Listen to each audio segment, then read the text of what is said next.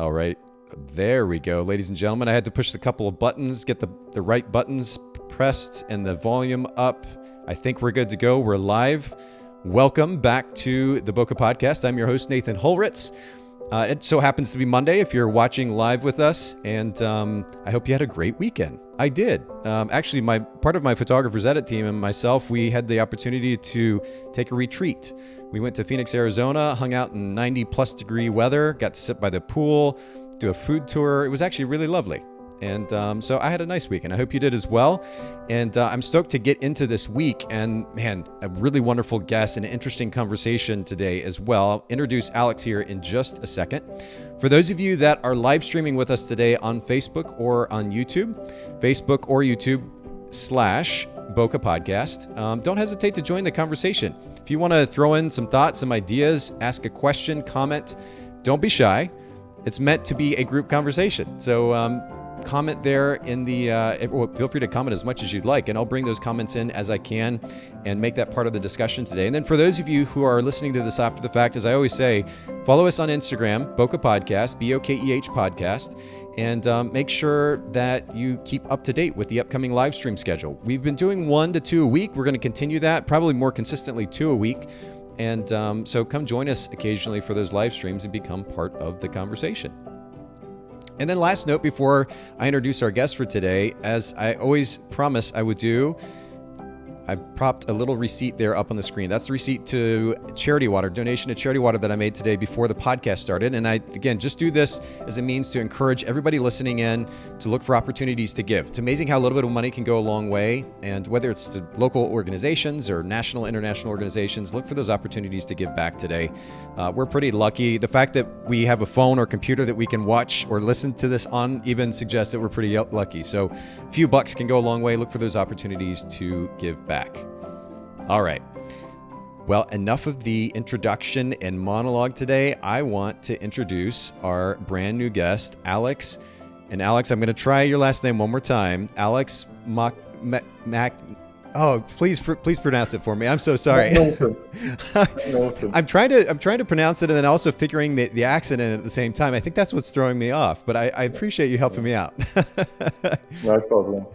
And Alex has been so gracious he actually reached out a little while ago, and we talked about the idea of discussing his kind of foray into photographing weddings for budget-conscious brides and grooms. And I think this is a really interesting topic that we're going to get into in quite a bit of detail today. I've talked about it a little bit before on the podcast, but Alex, thanks for being willing to come join the conversation in the community. I'm pretty stoked about this.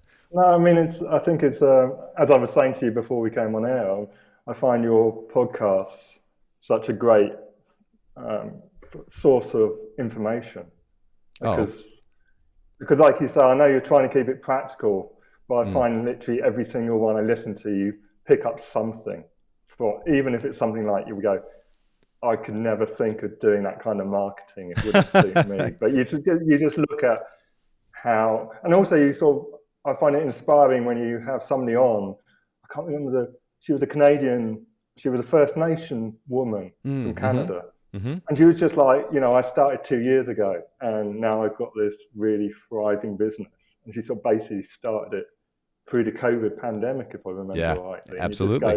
You just go, people with motivation, and a bit of luck and everything. It's surprising what people can do, It's so true. Yeah, it's really true. And you and I talked about this before we went live today. There's a tendency in our industry, and I've talked about this on the podcast before. There's a tendency in our industry to kind of highlight a small select group of number of photographers who sure may have found great success, talented as photographers, maybe talented as speakers, and that's fine. There's definitely benefit there. But the unfortunate reality of that is that we hear from the same people all the time. I love this podcast for multiple reasons, one of which is that we get to highlight photographers from all over who in many cases don't get that stage, literally or figuratively. And there's opportunity to learn from somebody, as you pointed out, whether they've only been in business for a couple of years or they've been in business for 20 years, or in your case, having even more experience than that as a photographer. And I'm going to get to that here in just a second. I'm actually quite fascinated by this. But I think I appreciate the kind words, and it certainly is a reflection of our goal here at the podcast, which is to bring practical, actionable information, even if it's a small bit of simple information that a photographer can go apply to their business immediately. I'm super stoked to hear that that's happening. So I appreciate the kind words, truly. Okay, no problem.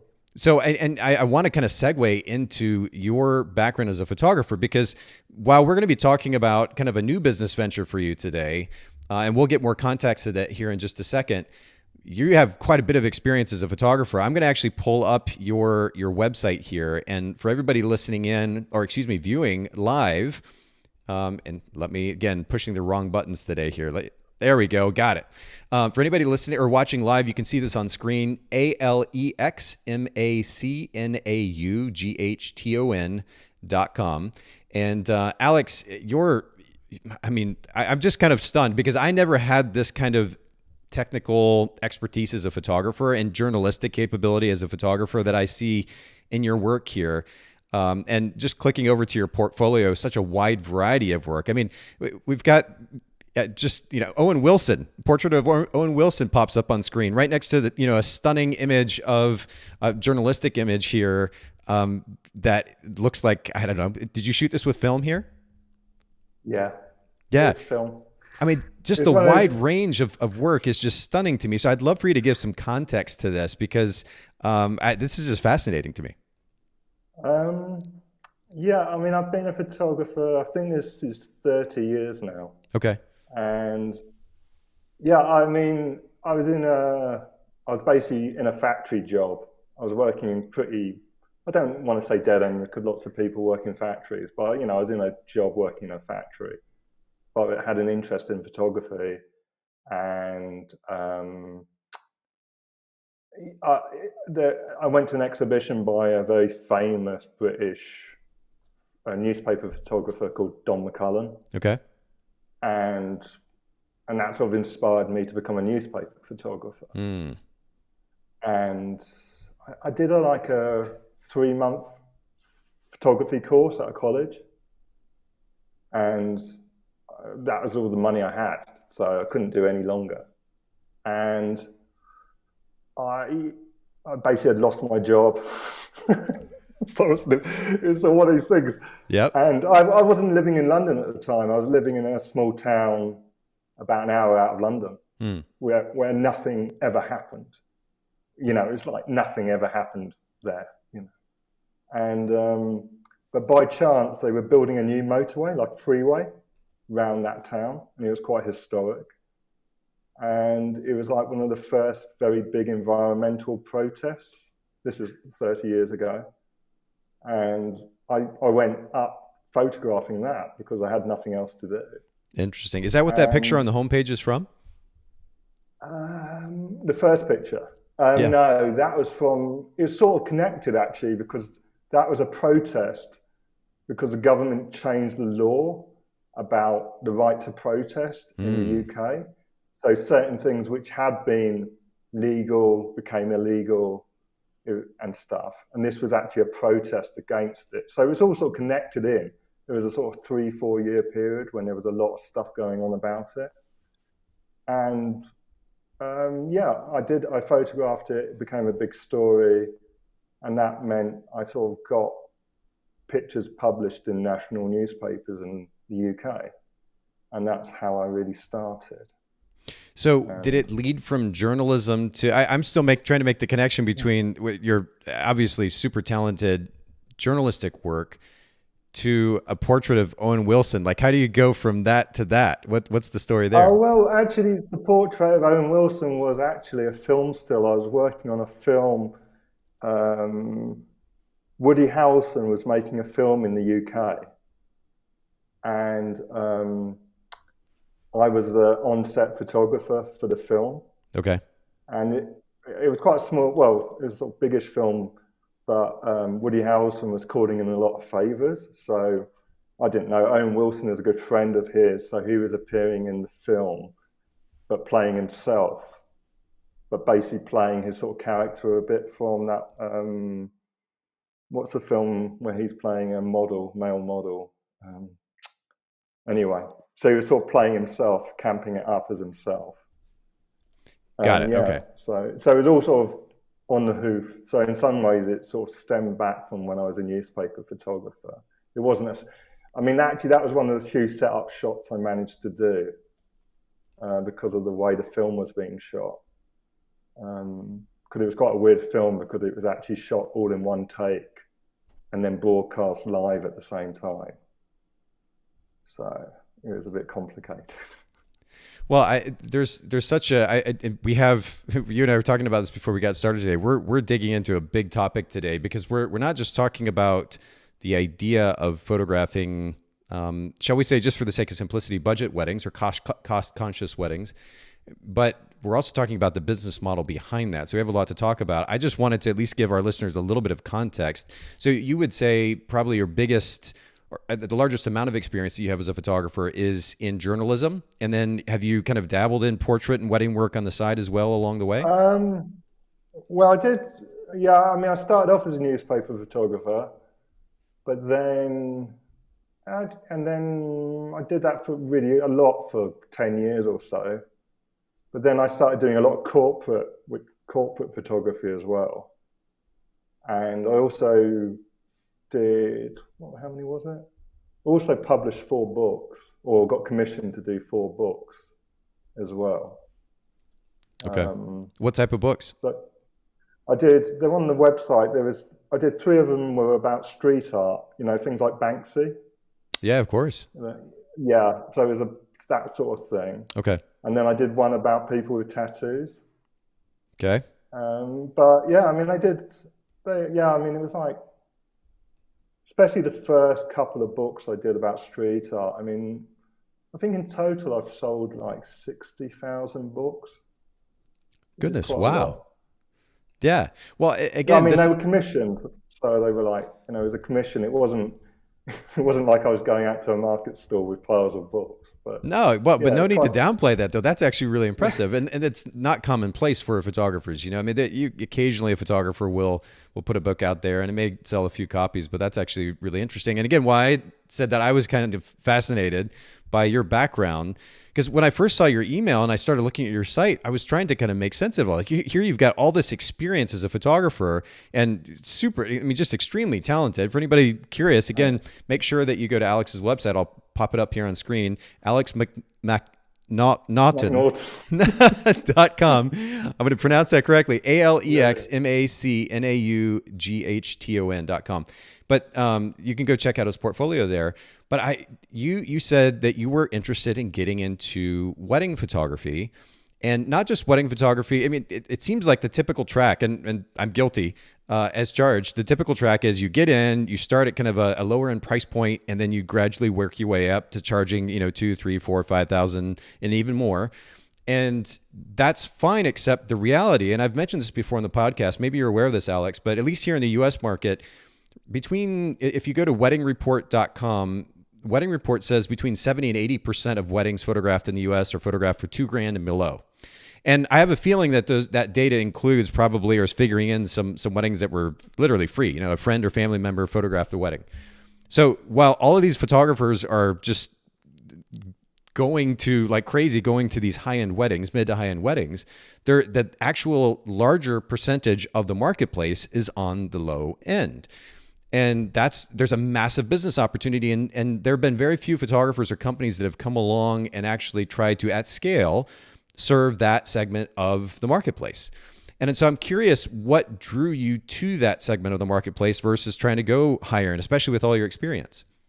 Well, I mean, the thing is, 3 years ago, I moved to Nairobi in Kenya. And I don't want to go too much into the detail of it, but, for a number of reasons, it hasn't worked out the way I hoped. And because of COVID and things like that, a lot of sort of quite large clients I had have all disappeared. And I'm having to move back to the UK. Okay. So the problem with things like the stuff I was doing, if you're not there, they forget about you. Well, so yeah, that's kind of business in general, but yeah, that makes sense. So newspaper work looks very glamorous, but it's terrible. I mean, the pay is terrible. I mean, and it's become worse. I mean, Sure. going back like, for example, I'm thinking, like nearly 25 years ago, people are being paid half of what I was being paid. And I mean, not taking inflation into account, Wow. literally half. Wow. And then and also not being paid expenses. So they won't be paid travel. So if they're in London, they're expected to just get on the underground, the tube trains to go to jobs. Wow. And it's sort of like, and one of the big differences between now and 20 years ago, we were still we were just going digital. But we were still, my last film camera lasted me like 10 years and it still works now. Of course, yeah. Digital cameras now, they get replaced or the camera manufacturers are at least trying to make you replace them every 2 or 3 years. They're going, oh, that camera you bought a year ago is rubbish. You've got to get this one. Right. So, yeah, and the reason about sort of wanting to go for the lower end, it's not like I don't want to do high-end weddings, but also it's partly from listening to your podcasts. Every time you get somebody on, some of them are quite highly paid photographers, which I don't have a problem with, but you always say to them, but 80% of the market is this. It's true. And it's true. And the thing is, and also I don't think from my research in the UK market is quite as buoyant as the US, because the sort of prices, even sort of quite high end or more expensive side, doesn't seem to match up to what people in the US are able to charge. I noticed that when I was doing a bit of research. Yeah, that's interesting. I mean, there are some. I've come across one or two people who are charging, but maybe $6,000 for a wedding, but that seems quite rare. And it's sort of, and also sort of like, I actually like being busy.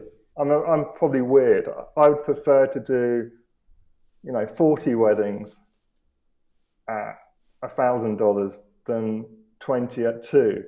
Because I just think I prefer, and also it's sort of like the more weddings you do, the more referrals you're going to generate.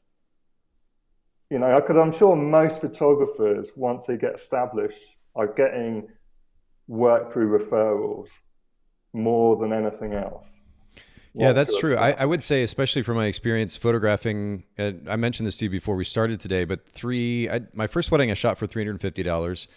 And I started in film actually as well. So I 35 millimeter and then also shot medium format, but $350. And then when we first start to put together packages, I think the packages ranged, I might even have a picture of it somewhere, from like $600 to $1,200.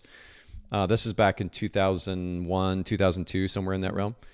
And then kind of slowly worked our way up from there. But you're right. I think at that price point, referrals, not so much from wedding coordinators at that point, referrals from people in the same income bracket, friends, family, that's probably more where the referrals are going to come from. And we'll talk more about this when we get to the marketing portion of our conversation. But I would also say that there's opportunity, unlike 2001, 2002, there's a lot more opportunity right now, I think, with Google ads and Facebook ads, Instagram ads for that particular segment of the market. I think I know that we found a lot of success as well in bridal shows, where I could go to a bridal show and put up in a booth and some really nice pictures that stood out in comparison to some of the other photographers. And I could see that opportunity with you, by the way. But we actually, at the time in the Chattanooga market, 2001, 2002, it was still very traditional in that everything was in color. There was a lot of posed work. A lot of stuff was being shot in medium format. And I was shooting 35 millimeter, kind of a journalistic style. So I'd say 70% or so of the wedding booth that we put together for this bridal show was in black and white. And we did it on like a textured art paper and in smaller format. And so immediately we stood out from everybody around us because the work looked different. And I could see you being able to do that with your journalistic approach. But then simultaneously, we were charging a price point that at that point kind of undercut a lot of the established competition. And by the way, there's nothing wrong with that. That's how the market works, right? But we had a lot of opportunity to be able to book quite a few weddings through that bridal show as a result. But I'm getting ahead of myself because we're gonna talk about marketing here in just a little bit. There's so much to cover. But actually, Dawn just commented on Facebook, and this sets me up for the question that I have for you, Alex. She said, that is definitely the truth. However, you work so much harder to make money at it because the client is strictly looking at cost and want to maximize or maximum service for the least amount. And Don makes a good point here and kind of leads me to the question, Alex, which is, yes, 80%, 70-80% of the market is in that price range. So there's a lot of opportunity. The big caveat to the conversation is that because they're paying you less and you're also having to work more in order to make whatever your financial goals are for the year. I'm curious if you've kind of thought about what it will take in order to reach those financial goals. And of course, you don't have to go into those, but and be able to reach those financial goals, but not get burnt out at the same time. Have you kind of thought through that process a bit? Maybe in a year or two, I'll be completely wrong. But I mean, to me, there's another one of your speakers fairly recently was sort of saying, the thing is, if you sort of take into account the wedding takes you 12 hours to do, on the ground, and you're working a 40-hour week like normal people do, you should be able to turn a wedding around in a week. I've seen some people going, I deliver the pictures in 16 weeks. And I just sort of think they could be divorced in that time. Yeah, so true. 16 weeks. I mean, that's partly coming from my background where we can edit 1,000 pictures in a coffee shop in an hour. I mean, I'm not saying that's to the same standard as you would want to do a wedding, but it is possible. So, well, I think you make an interesting point, and we'll get to this, but you're right that especially when it comes to workflow, I think photographers spend way too much time working. Wedding photographers I'll speak to specifically because I shot weddings more so than I did portrait work.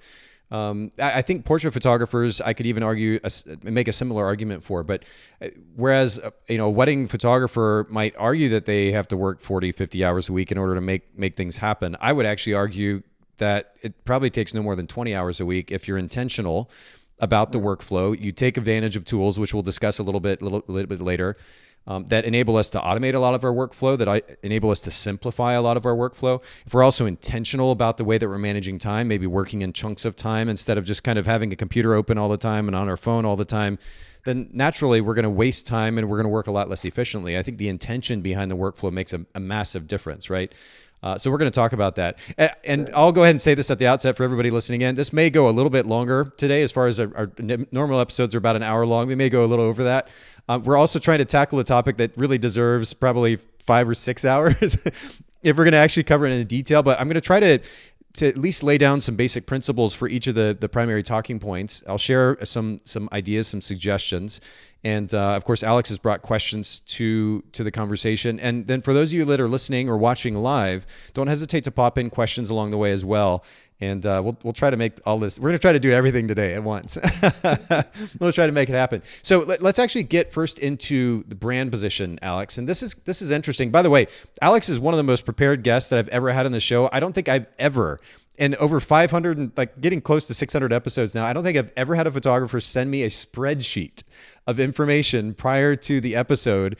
So major props to Alex for being super prepared here. But I say that laughing, but it's also a really, truly a great trait, because one of the things that photographers don't do, and we talk a lot about brand position here on the show, and it's important that if you're going to get into this realm that you're super clear about your brand position, that a lot of photographers haven't done thorough research of their marketplace. And the spreadsheet that Alex sent to me was a breakdown of cost or of what photographers are charging in his marketplace and what those averaged out to. You've actually taken time to do this, Alex. Have you also looked at kind of how they're positioning themselves, marketing themselves, how they're differentiating themselves from other photographers in their marketing message? I don't think they are. Okay. Most of them, I think very, very few of them had. I didn't feel like many of them had a really clear message.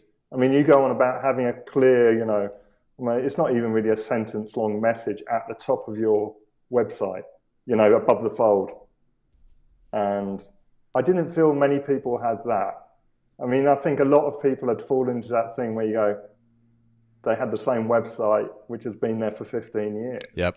I did see some of that. And I felt that, also felt like, to me, there was an awful lot of scrolling, which I've noticed with a lot of people, where you're just like scrolling and scrolling. Mm-hmm. And I mean, this might be a terrible thing to say. I sort of see myself on the same level as like a carpenter or a plumber. I've just got a skill which I'm selling people.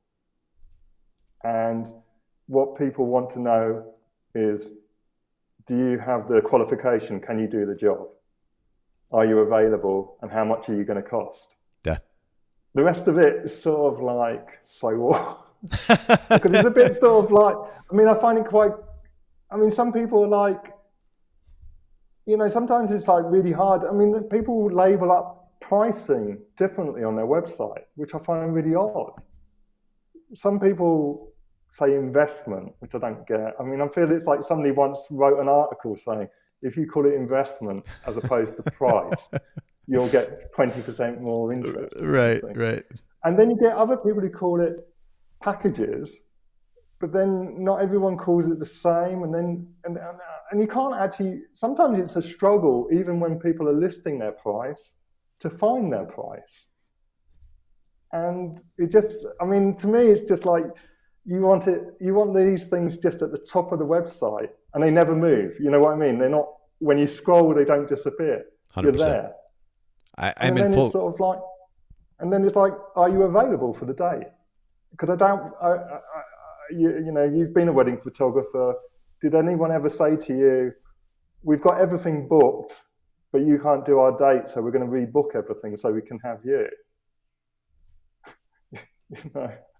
It can happen. It can happen for sure. But yeah, we want to make it easy for them to know whether or not you're available for sure. I mean, that's most people book the venue and then fit everything around the venue. They're not sort of going, we've got everything booked, the photographer can't do it, so we're going to cancel everything and wait for our photographer. Yeah, certainly not to that extent. Yeah.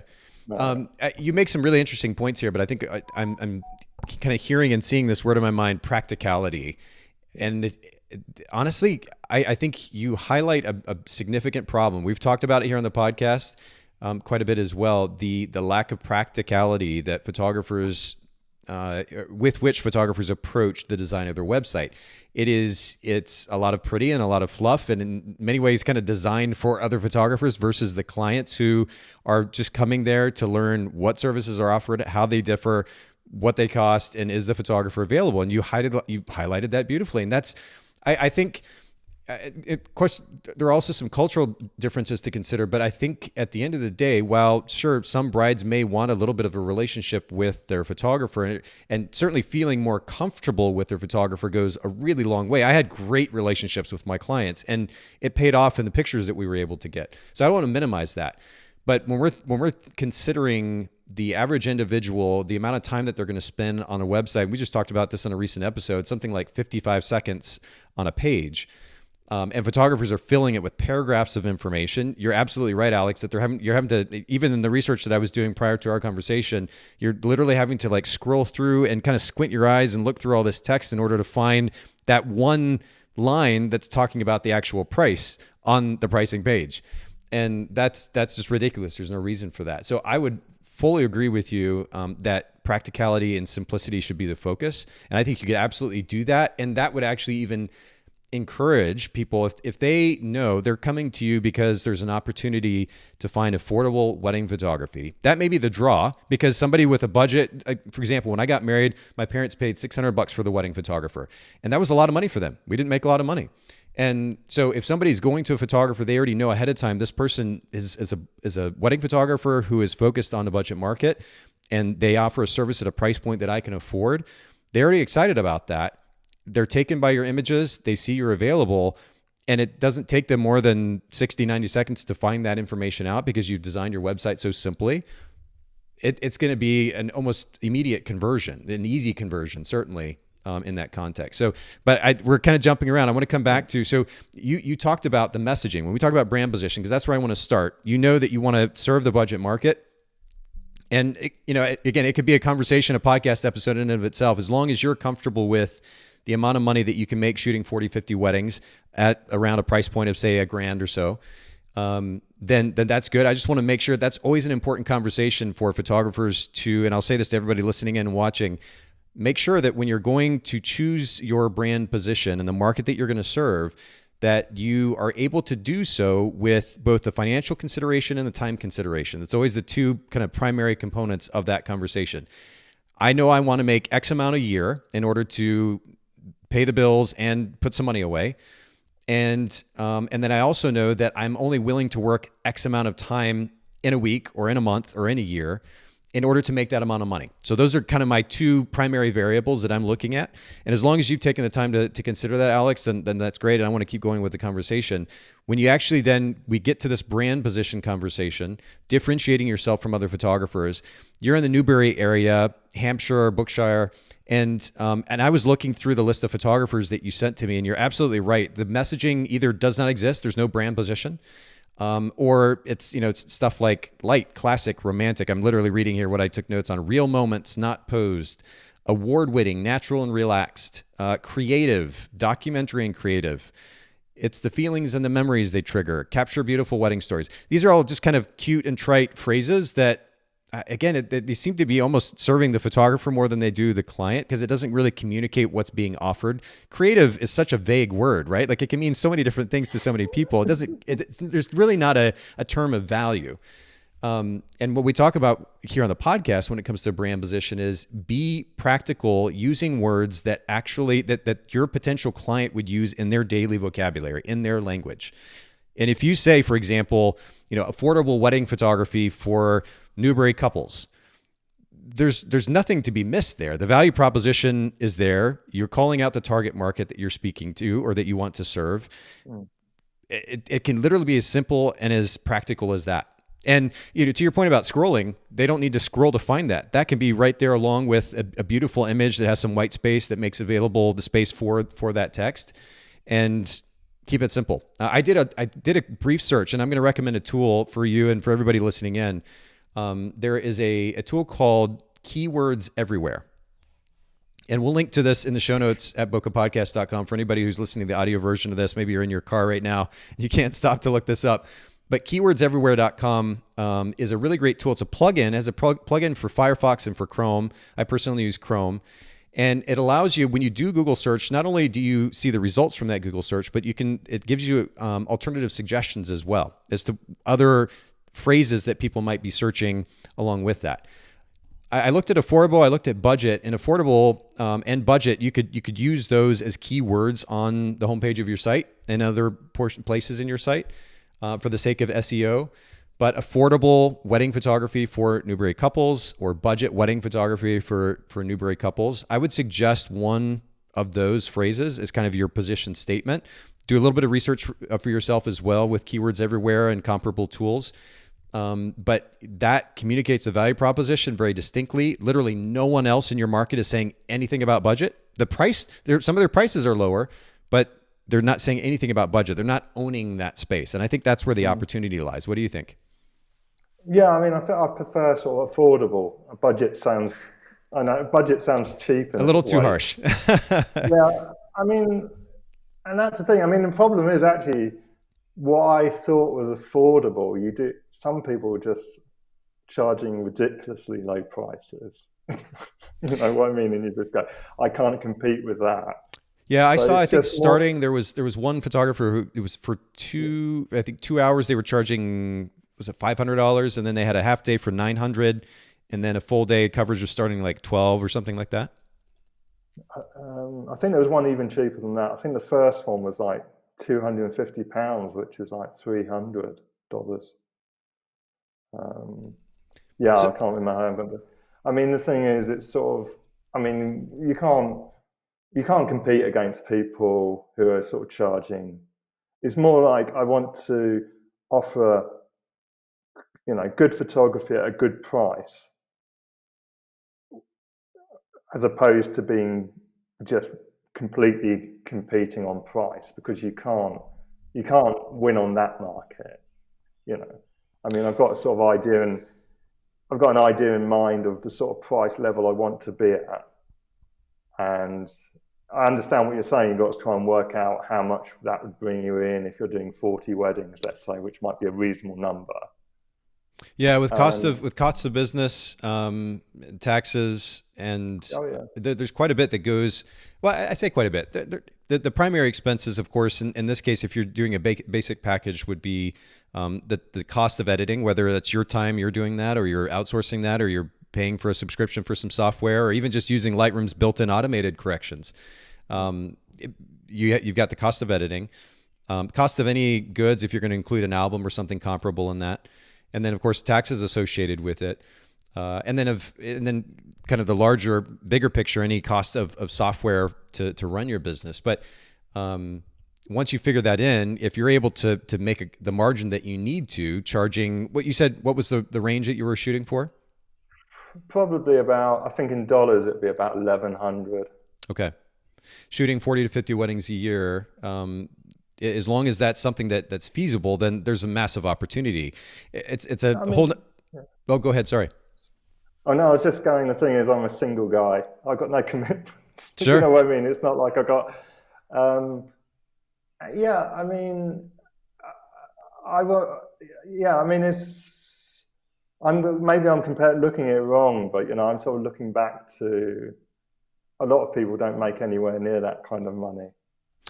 It's very, very true, which is, again, why there's an opportunity to serve that market as well. It's just a question of goals. Different people have different goals. And I think the idea of making six figures or even more potentially is appealing. It sounds nice. When you're scrolling through Instagram and you see fancy cars and homes and all this other, that people like the idea of it. But practically speaking, what are the actual financial goals at the end of the day? And if being able to serve this market in the way that you're describing enables you to reach your goals, and that's really all that matters.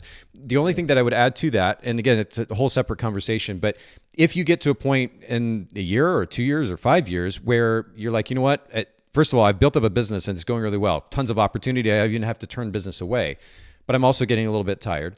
There would be opportunity to hire either second photographers, contract photographers, or even bring in a small staff, 2 or 3 people that could actually photograph for you. It could be college students for that matter. You put together a little training program, bring them in, they shoot it for $300-400, and maybe you make $400 or $500 off the top. There's different ways that you can go about this model. I just think there's so much opportunity there. I think the apprehension that a lot of photographers have is very simply too little for too much time. They're not thinking about how to scale it. And I think where the real opportunity lies is scale, potentially down the road. So again, a separate conversation. I just want to kind of throw that out there for you and everybody listening in. I mean, also I wasn't planning. The only extra I was going to give the couples was going to be, one of these like branded USB sticks. Okay, so super simple. Okay. And then I was going to be using something, probably PicTime. Is it PicTime? Uh-huh. And then basically, letting them make their own album, pushing it onto the client rather than you having to try and handle that yourself. Because to me, it looks like if you were doing albums for your clients, I can imagine that must be a massive drain on your time. It's actually a really great point. Yeah. We used to work with, and I know PicTime has gotten to the space. I'm so impressed with their platform, and the design of their platform is beautiful. Just one of the most beautiful out there.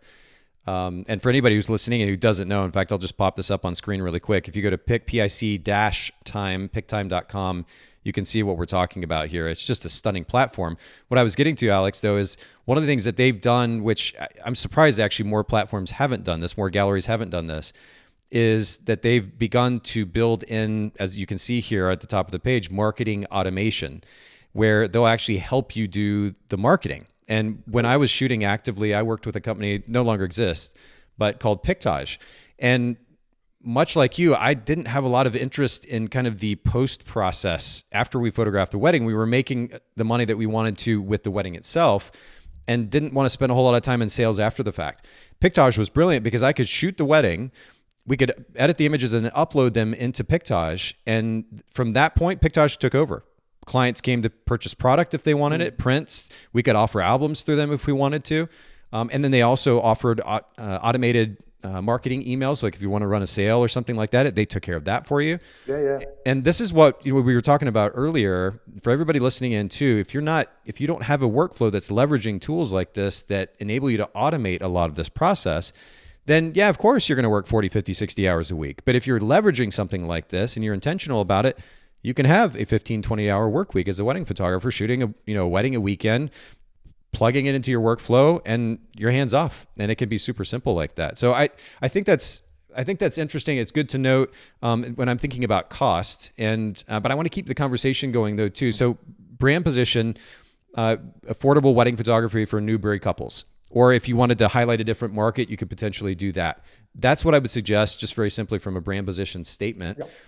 And that, of course, we already know based on our discussion that that's going to literally drive your business model. That is what you're attempting to do, is to offer affordable wedding photography. Your work, there's no question about the quality of your work, but affordable wedding photography to this particular market segment in that locale. And people land on your site, they're going to immediately know that because that position statement will be there at the top of the page. And I think that's great. Pricing, just figuring in, I mean, you've already thought about the pricing and minimal cost associated with that. And honestly, I don't know if you have a particular intention with that USB stick. I would even nix that USB stick. That's additional cost. Most people are looking, and maybe it's a cultural thing, but at least here in the US, most people are looking at the images in a gallery anyway. The USB stick may get lost, and I don't know if there's a ton of benefit or additional value there. Did you have some particular idea behind that? It was just most people seem to offer it. It just seems to be the bare, most people that's sort of there. Most of them sort of go, there's an online gallery and a customized USB stick, and you're talking, I've looked up the cost, you're talking like $30 to get one. Okay. For a wedding. It's not huge. It's not a huge expense. It just feels like you're giving them, there's something for them. Got it. But most of it I want to drive through like pick time. Mm-hmm. So you're driving it. And also the thing is, a friend of mine, actually it's my ex-partner, said to me that every wedding she's gone to, people have taken tons of pictures, but they never get to see them or are never able to get copies of the photos. So I was thinking of also offering a service of emailing all the guests at a wedding, the gallery, saying that you can do that for the bride and groom. You should say, you supply me with the list and I can email out the gallery to everyone. Mm-hmm. So then you can get guests, hopefully, buying a picture of themselves. For sure. Well, and I think with the marketing tools that PickTime has built in, you may even be able to do something like that. I think that would be really good. Again, just to kind of keep the conversation moving, I think as far as and we'll come back to CRM here in just a second. You already talked about PickTime. They're going to help with the marketing side of things. CRM and workflow associated with that, we'll touch on in just a second. But we have a brand position. It's pretty clear. You've got work, I'm sure, that you can already upload.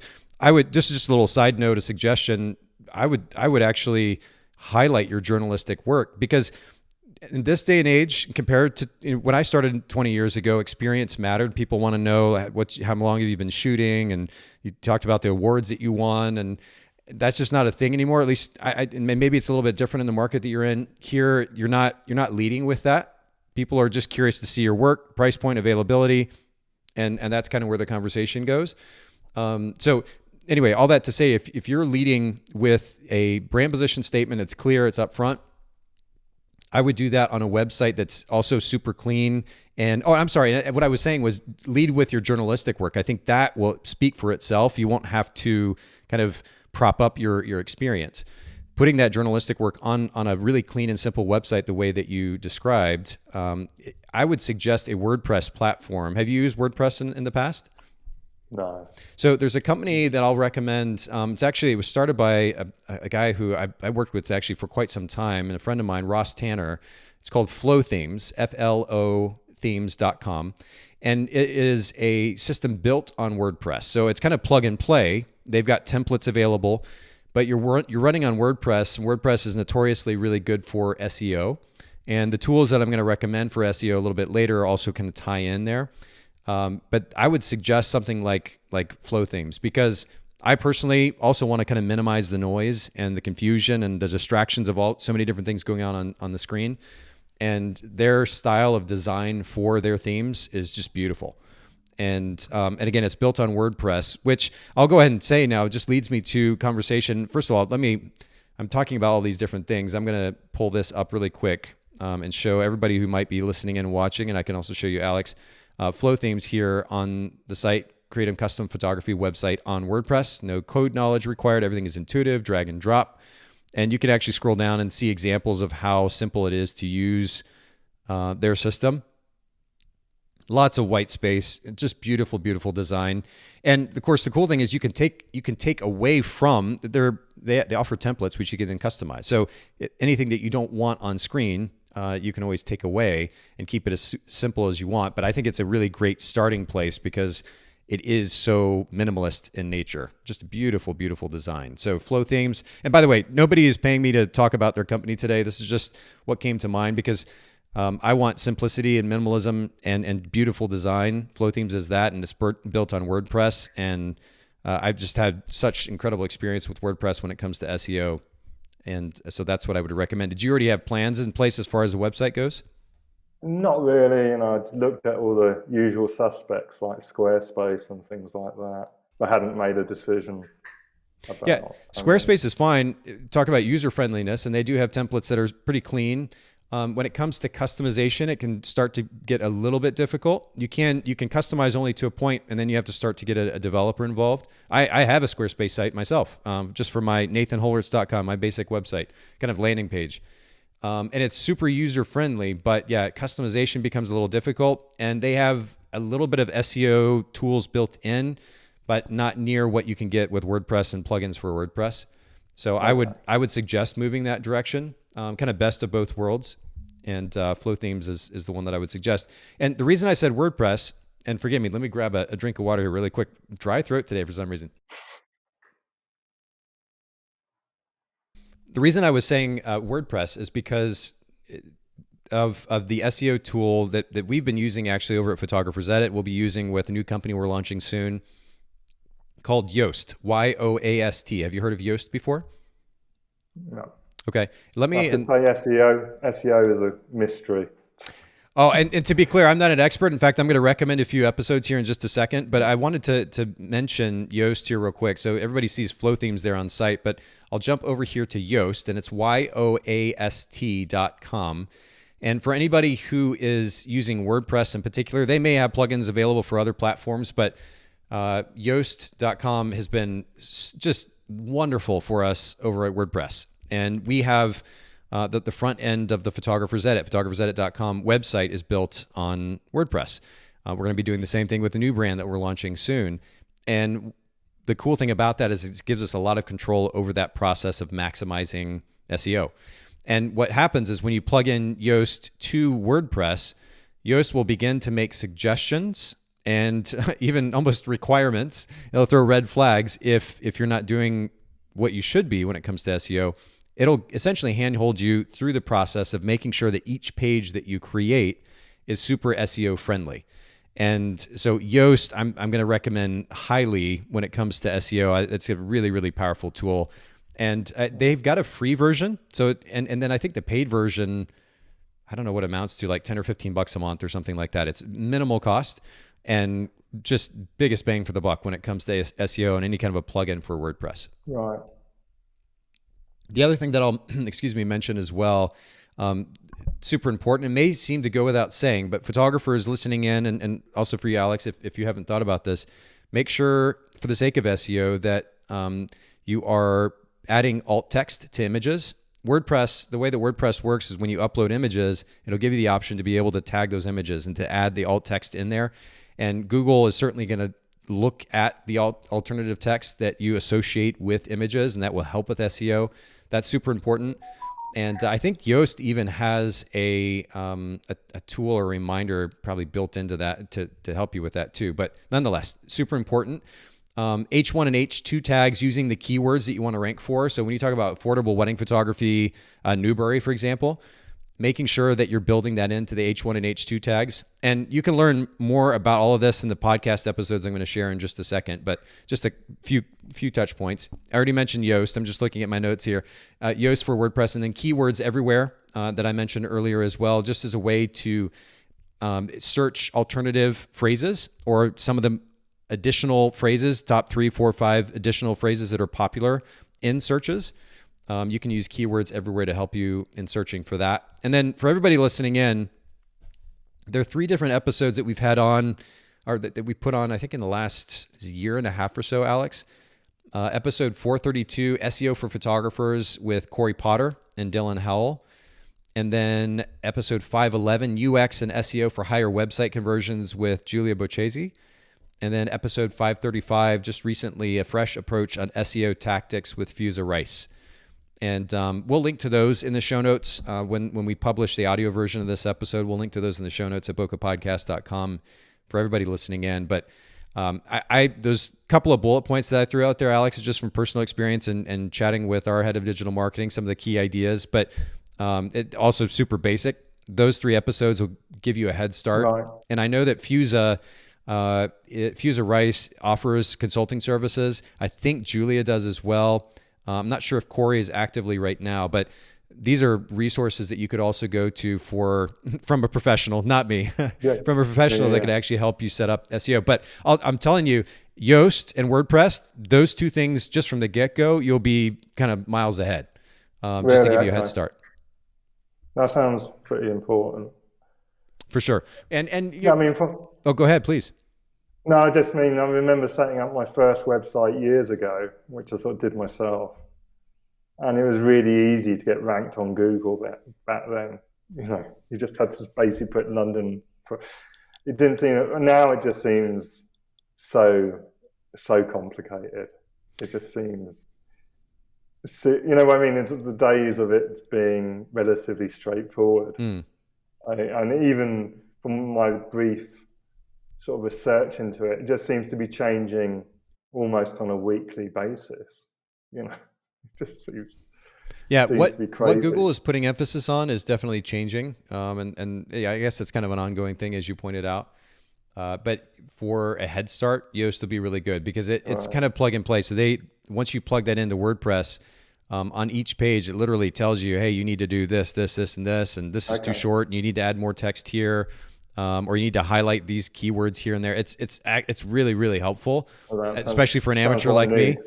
Yeah, it's and you know we know it's important, and there are definitely professionals that I mentioned that we can go to for help. But when we're talking about a budget-conscious wedding business or photography business model, we also have to think about the cost expenses involved. So leveraging tools like this that don't cost us a whole lot to be able to give us a head start, I think are important. So definitely recommend those. Again, I'm not the professional. I mentioned professionals earlier, so I'll certainly recommend that anybody listening in or watching go to Feuza or Julia or Corey and Dylan if you want some more professional recommendations there. But just wanted to throw out a few key pointers.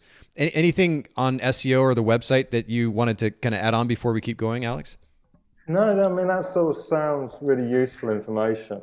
I mean, the SEO thing I know is really important, but I really don't understand it. You know, I just don't. It's sort of just like, even when I listen, I think I've listened to a couple of those podcasts, and even when I listen to them, it just sort of goes over my head. You know what I mean? It's just like, what are they talking? You know, it's just sort of like speaking a different language, really.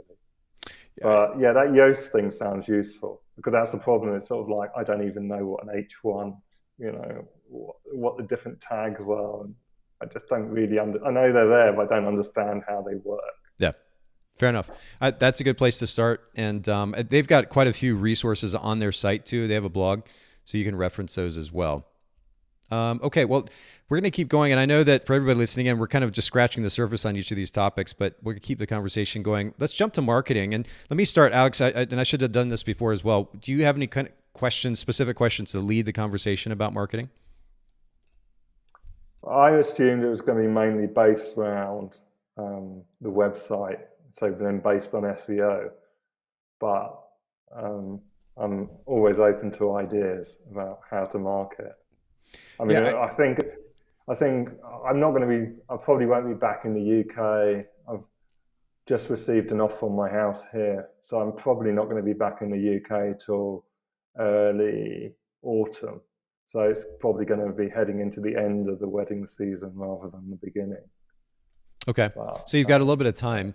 Yeah. yeah, The thing about SEO, it's extremely powerful, but as you also pointed out, there's a lot of competition. There's a lot of people on there. Now you type in, Newbury wedding photographer, and you're going to get a ton of results. So it's going to take a little bit to get up to a place where you're competitive in the first page or two.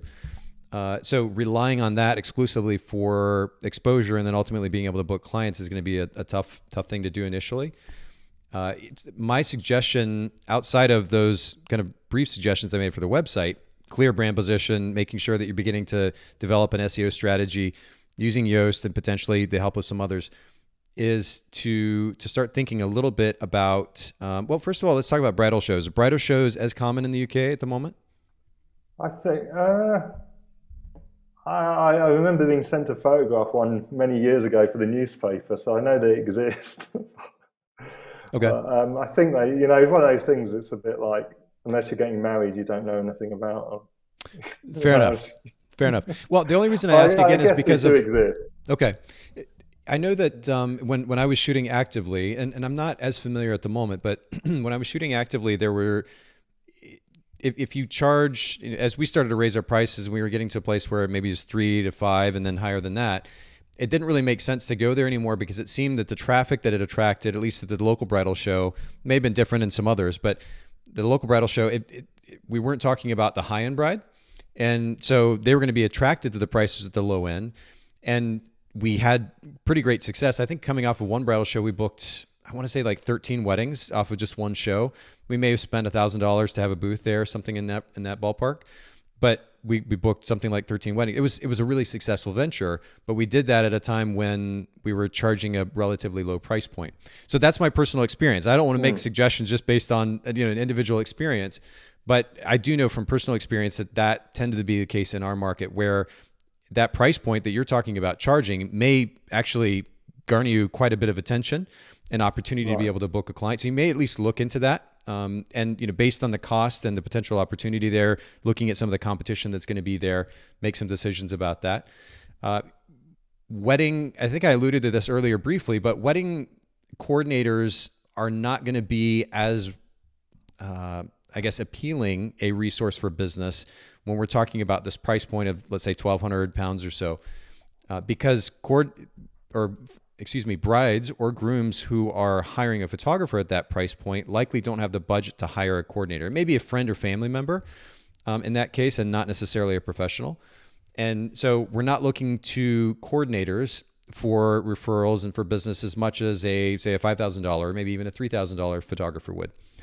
So where I tend to still go here at this price point is a few things. One, or two things really. Google's ad platform the most recent version is called Google Performance Max.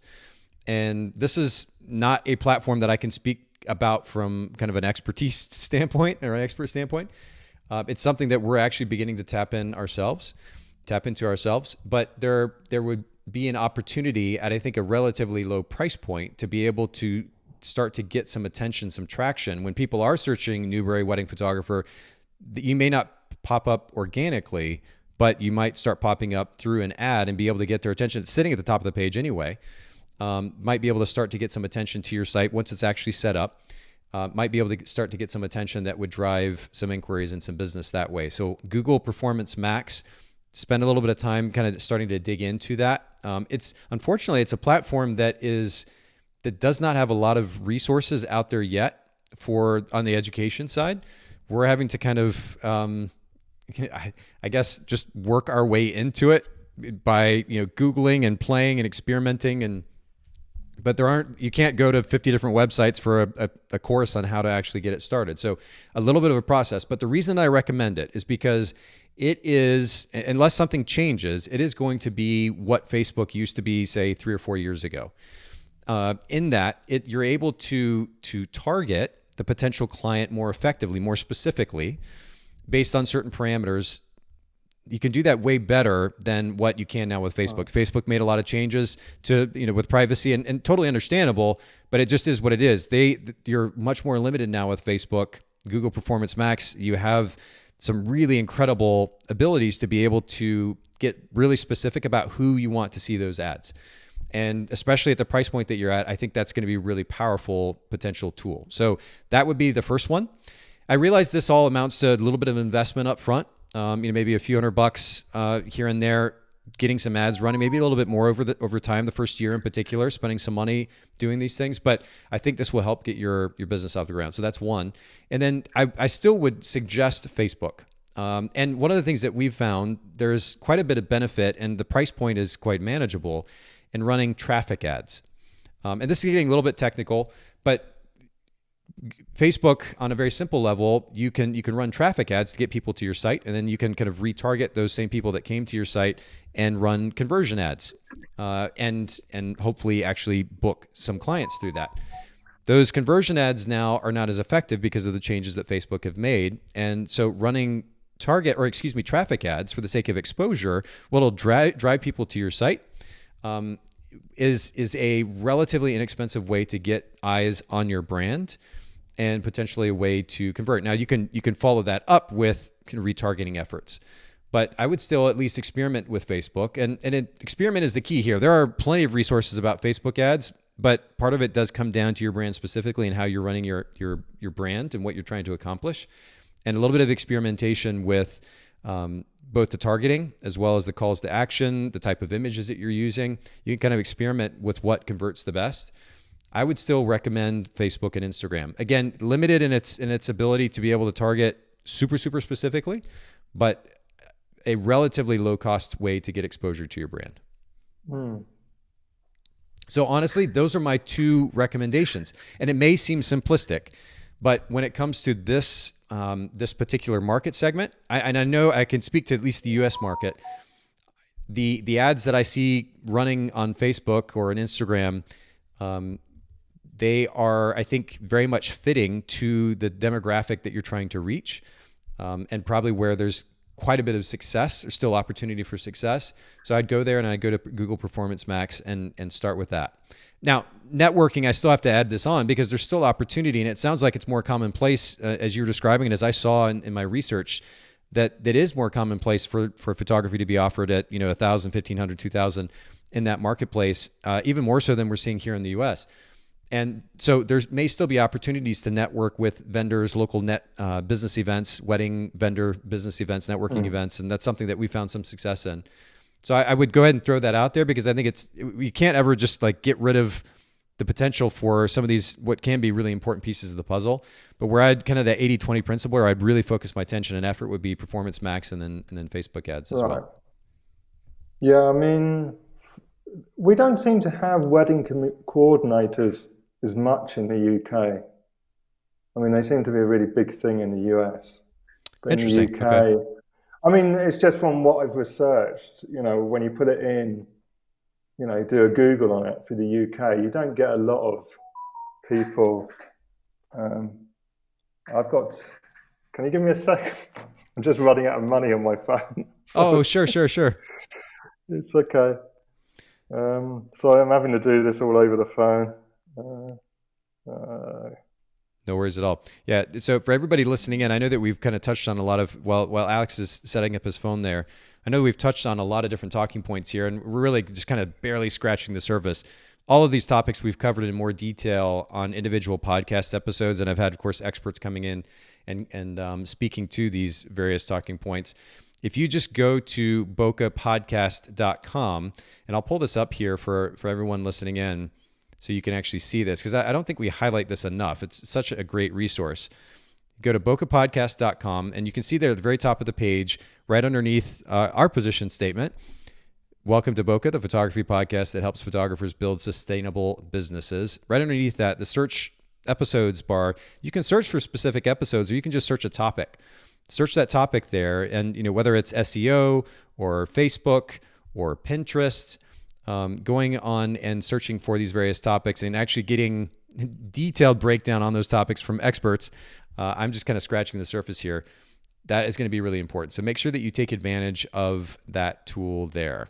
All right, Alex, are we good to go?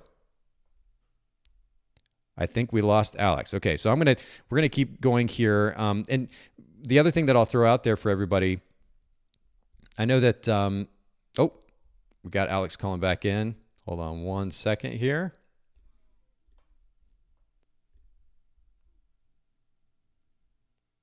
All right, we got the guest in the green room. There he is. We got you, Alex. So you used up all my credit on the phone. No worries, no worries. Okay. One of the disadvantages of being in Nairobi. Oh, okay. So you're actually based in Nairobi at the moment. Oh yeah. Okay, yeah, okay. Yeah. I'm here. I'm literally, like I said, that's yeah. Wow. Okay. Nairobi. Yeah, I can have never been before. Yeah, I can imagine there's some of those challenges for sure. Okay, well, I want to, as we're finishing up here, I know that we've just barely scratched the surface on each of these topics. Brand position, we talked about pricing and services, website, SEO, marketing. Again, I know that the approach is simplistic, but by the way, what I'm also suggesting to you, Alex, here, and for the record, for everybody listening in, is also kind of the approach that I would take at this point. I had in mind, and I may still do it at some point, an idea to kind of prove a concept and start a comparable business model here in the Chattanooga area. And literally, it's affordable wedding photography for Chattanooga couples was the position statement that I would planned on using, because I think there's an opportunity. Say that again. I've seen your website. Oh, you have? Okay, so yeah. So there is actually a site live, just a very, very simple website that's live, and I may still pursue that, but the recommendations and suggestions that I'm making are kind of how I would approach this as well. And if you have more detailed questions, of course, feel free to ask those. But let me just touch really quickly on the workflow piece, because this is, as nerdy as this might even seem to some, the reality is that if we're going to run a business model that is charging low prices, we need to maximize the value of our time, the way that we're using our time to maximize the profit, right? So that means efficiency is key. You already mentioned PickTime, and how PickTime, of course, we talked about, it's not just a gallery, but it does your marketing for you. So already you're leveraging a tool that is really powerful in that sense. CRM is really important for the sake of automating a lot of the interaction with the client. And I think one of the issues that you had run into, you said, was with scheduling. Is that right? Well, I just had this idea that I wanted, a lot of these CRMs will have a form you have up on your website. And the client's meant to fill out the form, and then it comes to the CRM, and then you contact the client. And I was hoping there'd be a way of automating the form, so when it came to you, it has the date of their wedding on it. So if you're already booked for the wedding, you would just have to send an automatic email back to them saying, sorry, I'm not available. And if you're free for that date, you could send an automatic email saying, that's great, I can do your wedding. Here's a Calendly. Calendly. Mm-hmm. So they can book a time to have a meeting with you. But all the CRMs I've contacted said, oh no, we can't do that. I think that the way that most of these, unless I'm misunderstanding it, I think the way that most of these CRMs have designed the process is, rather than this kind of back and forth with email, you simply make your availability known through their calendar system. Very similar actually to the way that Calendly does. So if I just wanted to keep it simple and use Calendly and not worry about a full CRM, I would simply choose which dates I wanted to make available in my calendar. I could block them off in my Google Calendar. Calendly would see that.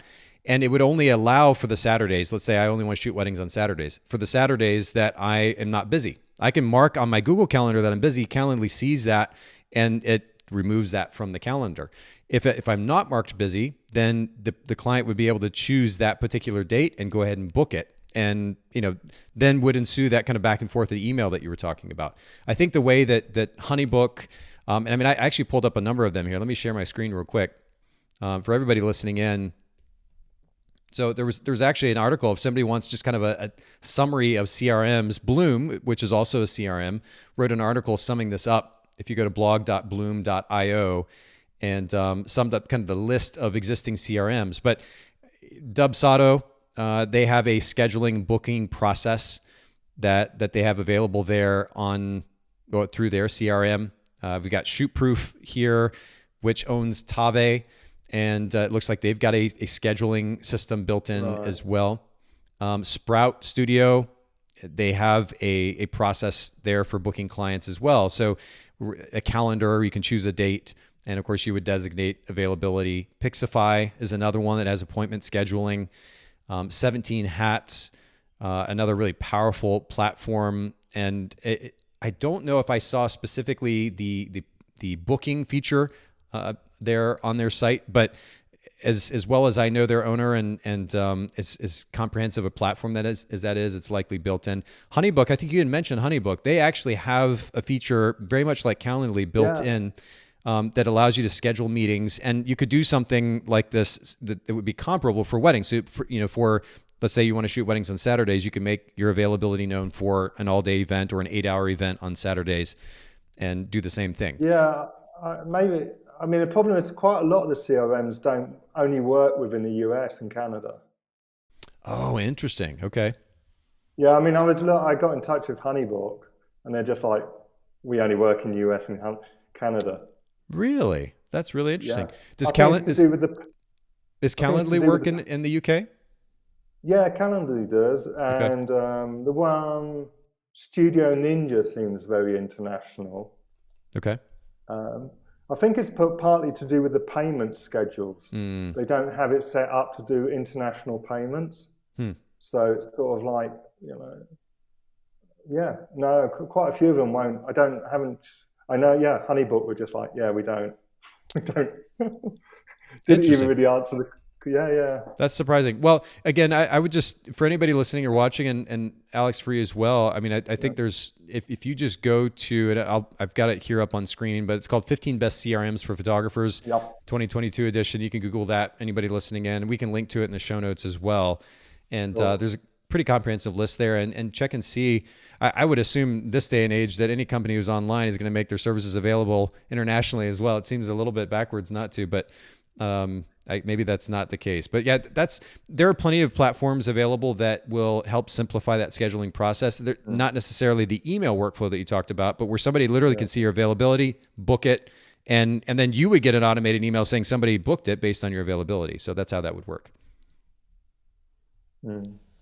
What do you, and then, so that's the CRM portion, but what do you do for email and calendar? Are you just using the Google Suite for that? Yeah, at the moment, to be honest, at the moment I have so few appointments, I don't really have to do those. Sure. But yeah, I mean, it'll be setting up. I mean, Calendly, which I found out through your podcast, I can see how, because it just makes life so much easier rather than, we've all had that where you're phoning somebody up or trying to make an appointment to photograph somebody, and it's sort of like, I can do Tuesday, it's just like, even when you're just doing it by the phone, it's a pain. Yeah. I can do, makes life a lot simpler. And, well, I think if nothing else, you could start with Calendly, and then if there's not, it just seems so weird to me that a CRM wouldn't make their services available overseas, but then you could find a CRM that might have that option available for you, because ultimately, again, we want to consolidate. I think one of the things that helps with efficiency a lot when it comes to workflow is consolidating tools that we use for that workflow. A lot of photographers get excited about all these tools, whether it's their shooting workflow with all their gear or their actual workflow in their office workflow. All these plugins and pieces of software and hardware and so forth, and it just unnecessarily complicates the workflow. If you have a gallery system like PicTime, you have a CRM, whatever that ends up being, and then you've got simple Gmail and Google Calendar, which, by the way, is available to you any and everywhere, right? You can even log into from somebody else's computer. I love the flexibility of that. Of course, you have access to it on your phone as well. I want something that's light and simple and efficient that I can take with me anywhere. And so I've been using the Google Suite for quite some time for its flexibility and its speed as well. And I would recommend that. I know you mentioned editing as well as part of it, because that's really the only remaining part of the actual workflow. I think photographers, again, kind of overcomplicate what they have to do in a week. It's not that complicated, really. What about editing? Do you do that on your own? Have you kind of experimented with outsourcing it? I mean, obviously, I've partly from your podcast listening. I mean, I never even realised there was outsourcing of editing, to be honest, till recently. I mean, yeah, I mean, there's obviously that, but certainly to start off with, I'm probably going to have to handle it myself. But it's like you said. I mean, it's sitting down and doing it in a way. I mean, I was interested. Like, I mean, you've mentioned in the past how some photographers will spend like half an hour trying to decide between 10 photos of the same thing. Right. And to be honest, once you're down to that 10, you only have to pick one. You know what I mean? It's not like, so, I mean, the thing which I do find a bit weird about wedding photography is this emphasis on the number of photos you're going to supply of a wedding. I supply 500 shots. I supply 600 shots. I mean, 500 shots is a lot of photos. It is. I mean, I saw somebody say today, it was one of the ones I looked at today when I was going through for that spreadsheet. One of the people was saying they supplied like 1,200 shots. And I'm just thinking, that's a lot of photos for anyone to look through. And but see, the thing is, I don't think photographers think about that. Again, they're thinking about themselves and how they see it. And that's not discussed enough. You're absolutely right. 1,000 pictures, I would venture that a client, maybe with one except, maybe the first time they look at the pictures, they're going to actually go through all those images. But when are they going to look at 1,200 pictures? It just doesn't make a lot of sense. And I think, Alex, with the business model that you're talking about, offering 300 or 400 images for, say, an 8-hour day is more than enough, especially if they're high quality images. That's the other thing. Photographers are just shooting everything, any and everything, and then the quality suffers because you're not going to deliver 1,200 stunning images. It's going to be maybe 200 stunning images, and then the rest are kind of go down from there. And also, it depends on the wedding. Sorry. No, please. It depends on the wedding. Yeah. It depends on the wedding. If you've got a wedding of 50 people, you're going to get less pictures than if you've got a wedding of 200 people. Just by not, Sure. You're not going to have I find it just sort of a weird thing. It's a bit like camera manufacturers always going on about megapixels. It's just like, just because you have more megapixels doesn't necessarily make it a better camera. And it's just the same sort of, and also it's sort of like somebody going, if you book me for 6 hours, I'll give you 400 pictures. If you book me for 8 hours, they magically find another 300 photos, and you're going, it doesn't seem to make any sense to me. But sure. Well, I think it's important that you highlight that, because when we're talking about the idea of outsourcing editing, but you're charging $1,200 to for the wedding, you have minimal cash to play with, but if all you're delivering is a USB stick, and let's say let's consider it about $10 cost for the gallery, the hosting of the gallery at peak time, and there may be a few other kind of random costs here and there, but the biggest cost is going to be the USB drive. Then the only additional cost would be the editing. And if you're delivering, let's say 300 images, or even 400 images at roughly 25 cents a piece, you're talking about $100, right? So it's in the scheme of things, you're talking about 10% or so of your gross margin, but it's going to then potentially save you hours on end. If you can edit that in an hour, it may be better for you to do it yourself. Most photographers can't. They're spending 8, 10, 12 hours, 16, 20 hours editing, post-producing the images after a wedding, and that's eating up way too much time. That 20-hour workflow or a 20-hour-a-week workflow can be had by outsourcing that, one of the most time-consuming elements of the business. So let's say you call the images that you shot down to 400 images that you're going to deliver to your client. You send those to photographers edit. It's $100, or 300 images, roughly $75 to get those images edited based on your style, your preferences that you share. And you still have quite a bit of margin left over. You're right. I mean, you're definitely right in that kind of scenario. If you've got sort of weeks of weddings booked up for every Saturday, it's going to make a lot of sense to take some of that workload away. Yeah. I mean, I don't know. I culling the images, I'd find that a bit difficult to hand over, because I always feel like they don't actually know what happened during the day. So you might have reshot something later in the day. So you don't want you sort of know for some reason the first lot of pictures weren't the right ones, and you know what I mean. You don't exactly know how it all panned out. Yeah, I get the Yeah. concern. Where our team, and we've been processing images now for 14 years, millions and millions and millions of images, and our kind of most experienced editors have looked at so many images and know the patterns and know what to look for. And what photographers who do have us do the culling, what they can do is they'll actually note, hey, look for this particular thing, or keep this in mind, or these additional images, make sure you keep those. And they'll just make that note, and that kind of handles that concern that something might be missed. Because the reality is most weddings, the way that most weddings play out, that pattern is pretty easily recognizable when we process as many images as we do.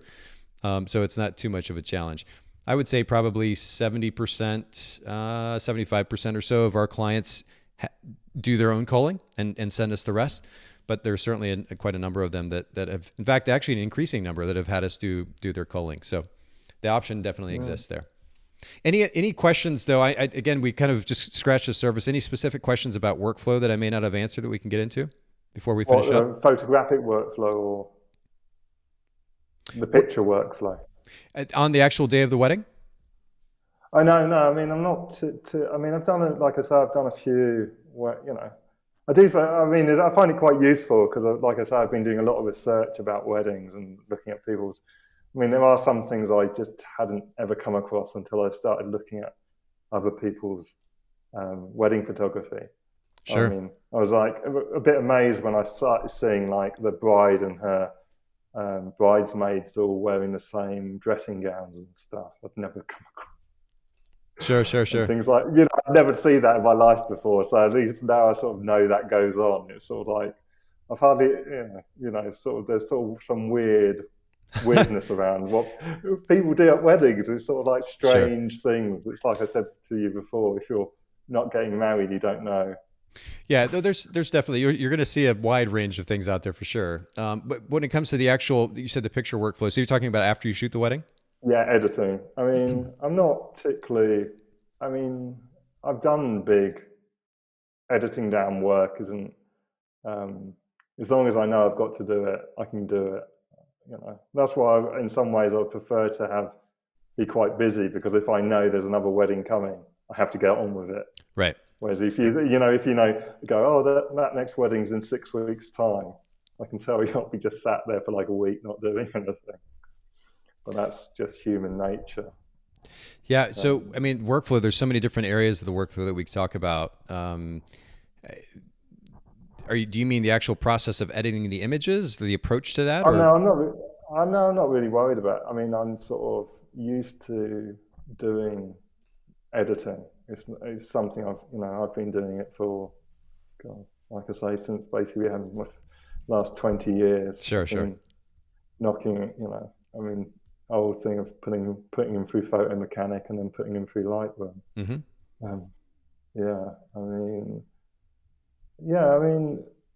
But I can see the benefit of outsourcing it as well, if you can afford to do that. And that's, I mean, when it comes to workflow, it is certainly probably one of the most the biggest time savings.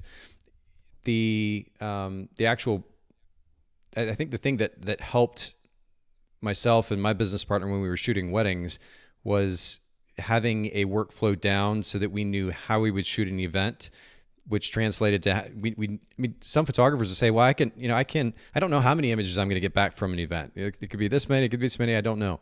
But there was a certain intention in the way that we photographed, which then, to your point, Alex, kind of led to a place where we didn't have to overshoot. We came back with a certain number of images pretty consistently. And then from that, we knew that we were going to deliver roughly 30%. So it was very easy to do the math and the planning. And in the case of then being able to outsource that, it makes it so much easier as well. We offer a service at Photographers Edit that is an even faster turnaround time. In order to do that, you have to schedule the event in advance. And you say, I'm going to send you this many images on this particular day. And a lot of photographers have a hard time with that because they're like, how can I tell you how many images I'm going to send you? I don't know. I'm just going to go shoot the wedding.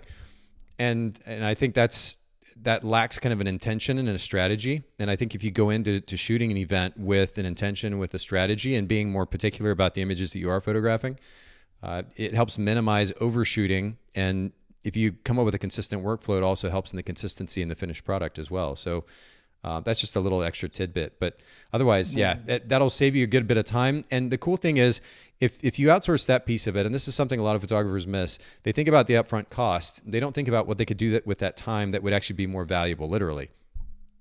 What you could be doing with that time, whether it's an hour or 2 hours or 3 hours or whatever it is taking that and allocating that time and effort and energy to running those ads, the Google Max, Performance Max ads, the Facebook and Instagram ads.